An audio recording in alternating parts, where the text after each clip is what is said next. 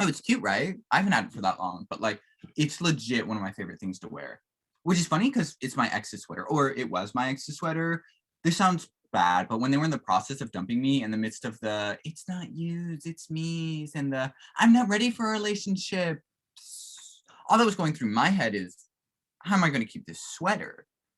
I hope that doesn't make me sound like a psychopath. It shouldn't, by the way, because being a psychopath would imply feeling nothing, which definitely was not the case. I was devastated at the thought of losing my sweater. And while all this is going on, like through my head, I've completely forgotten that I haven't responded to any of this.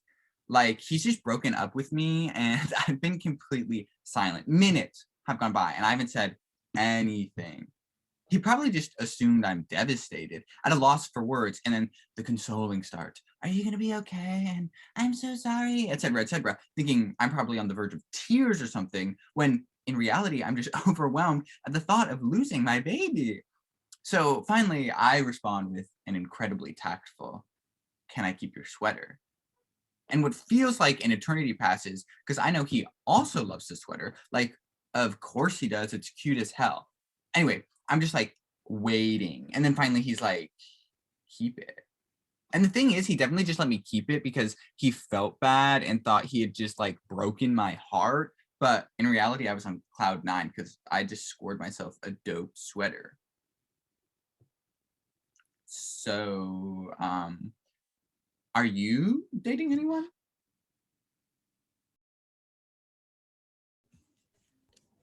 Do you know how I could pinpoint I was gay?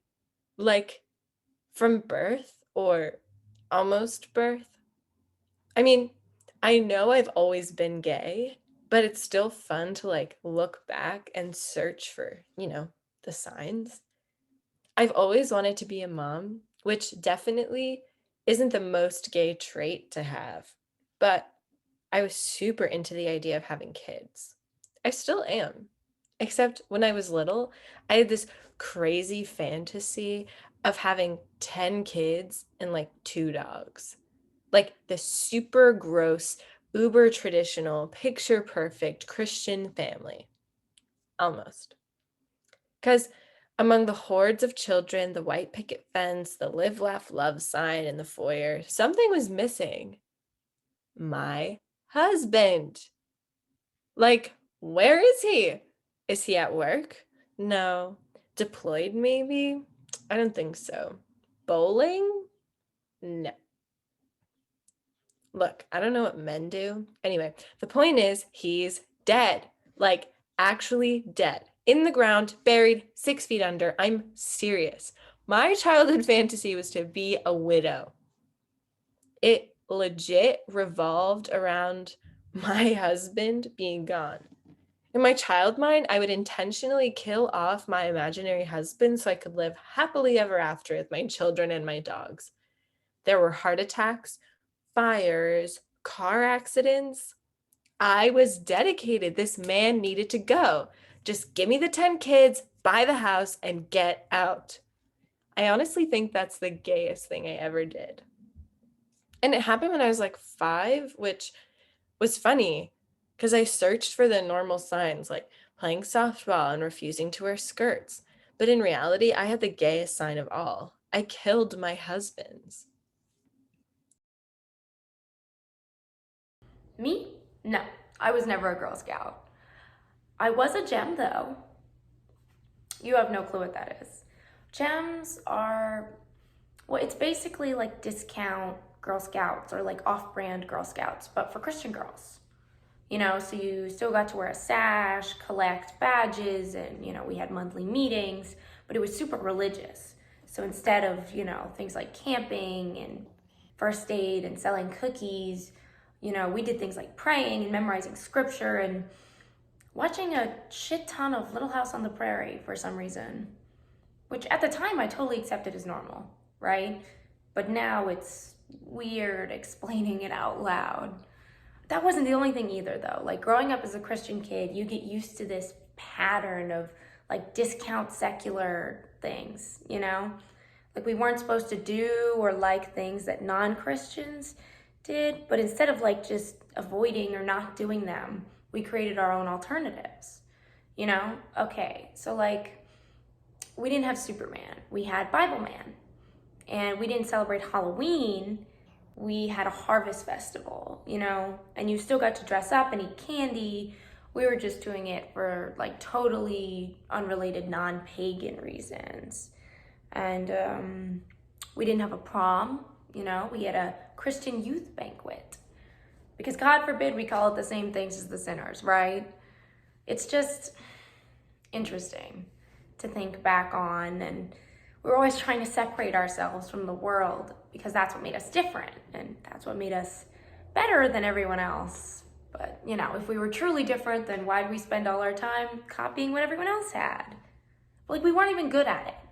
Bible Man was terrible, by the way. Like, absolutely awful.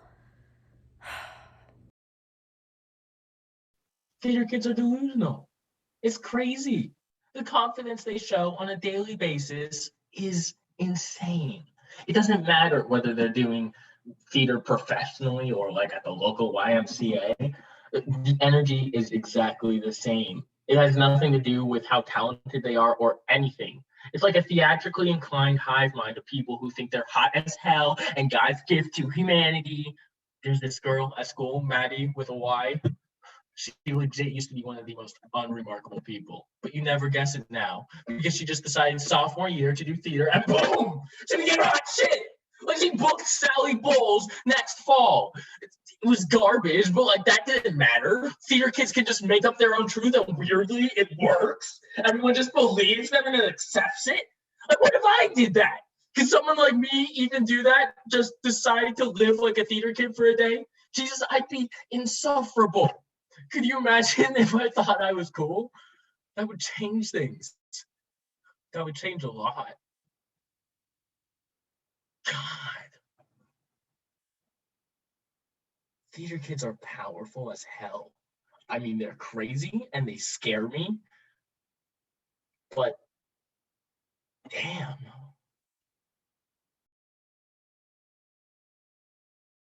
My first kiss was this girl named Mariana. We were really young, like practically toddlers, maybe 3, 4 years old. But because we were the same age, all the other kids in the neighborhood shipped us, saying we were in love and we were so cute as a couple. And we like believed them. We were so convinced that it was our destiny to be together. So we did what couples do. We'd hide in the bushes next to my house and make out.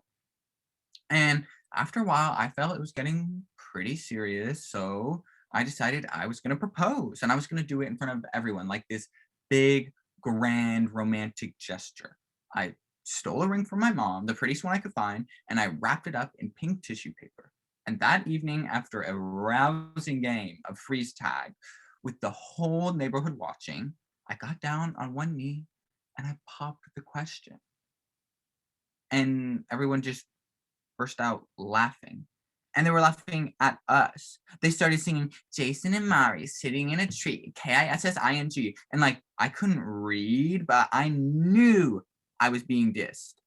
And I was like, you did this. You wanted this. Then Mariana starts crying and I was fuming. I was so ready to fight. But then my mom heard us and she comes out, so everyone just scatters. I still gave her the ring and all, but our relationship was never the same after that. Anyways, we're both gay now. My family has always been on my ass about the femininity thing since I was young, like real young. Like as soon as I could walk, they were on it. I'm surrounded by aunts on both sides, and they were all very concerned about it. So they all took it upon themselves to try and feminize me whenever they got the chance. I'd watch Disney movies with Aunt Nicole, go dress shopping with Aunt Diane, and spend a whole girls' day with Aunt Amy. She would do my hair, paint my nails, and make sure to call me pretty 9 times every hour. I mean, she was committed. They all were. And those were really special moments for me. So it was definitely a blow when I realized they'd gone through all this trouble just because they were so worried that I'd become essentially what I am now. I wore dresses as a kid, by the way, all the time. I played princess and had tea parties. I watched My Little Pony, for God's sakes. I did all that shit and enjoyed it too. But in the end, none of that mattered to them. And whatever dumb test of femininity they came up with for me to pass was bullshit because I did pass it. I killed it. A plus. And for some reason, it just wasn't enough. It's because I don't suck dick.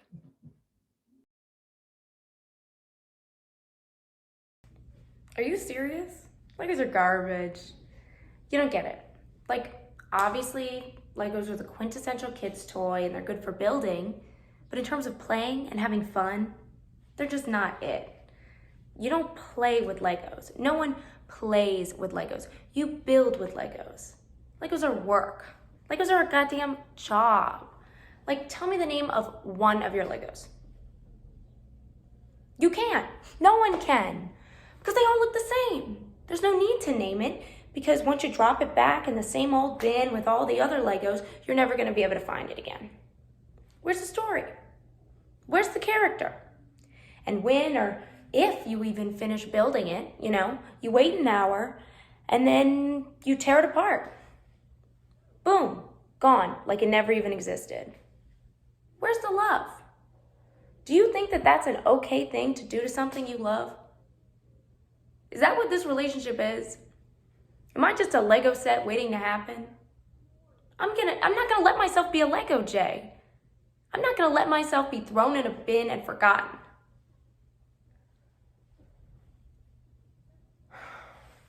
I think we should see other people. So, growing up, me and my white friends would play some weird as shit games. We were a very unique group of second graders. Well, most kids would go full fantasy. We tread more toward the realm of historical fiction when we played pretend. We played Homestead, where we were like pioneer people trying to settle in Kansas somewhere.